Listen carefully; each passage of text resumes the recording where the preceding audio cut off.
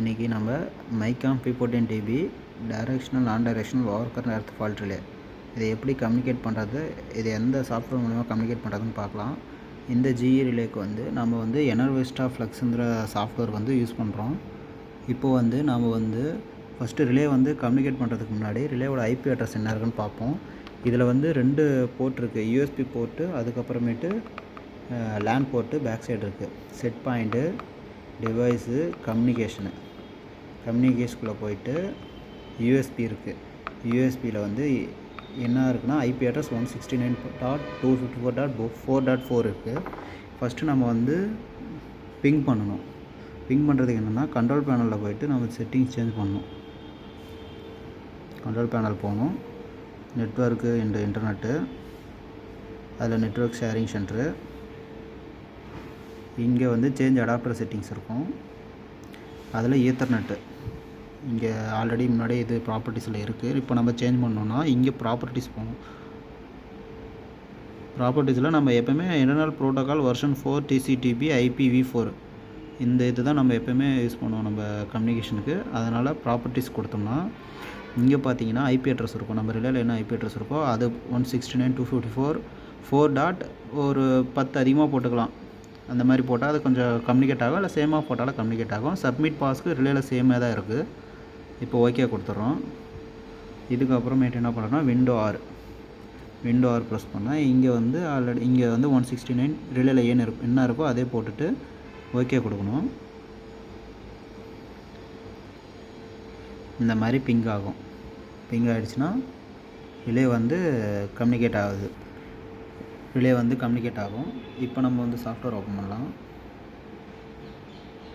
எனர்வெஸ்டா flux,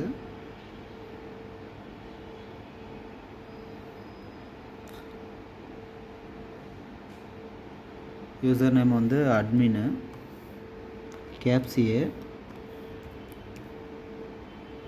மற்றதெல்லாம் small, வெல்கம்மு, password welcome #123 W மட்டும் caps. Login பண்ணுறோம்.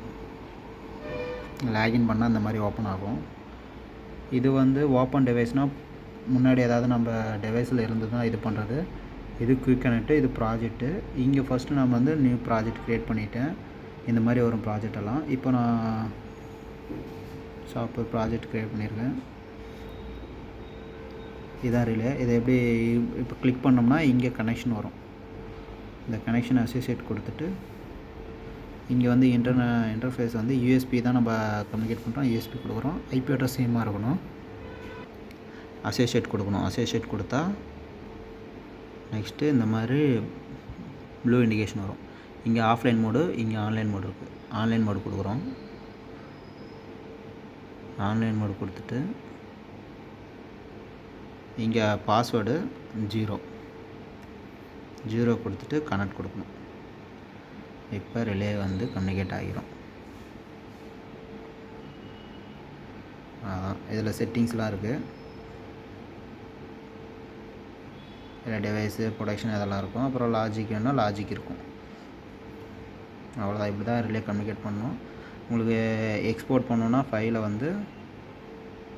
இங்கே XDF ஃபைல் இருக்குது, PDF, CSV, Excel இந்த ஃபார்மேட்டில் இருக்கும். ஒரே ஒரு குரூப் மட்டும் செலக்ட் பண்ணிவிட்டு இங்கே எந்த ஃபோல்டர்னு க்ரியேட் பண்ணி ஆல்ரெடி வச்சுட்டு அந்த ஃபோல்டரில் செலக்ட் பண்ணிவிட்டு எக்ஸ்போர்ட் கொடுத்தீங்கன்னா ஃபைல் எக்ஸ்போர்ட் ஆகும்.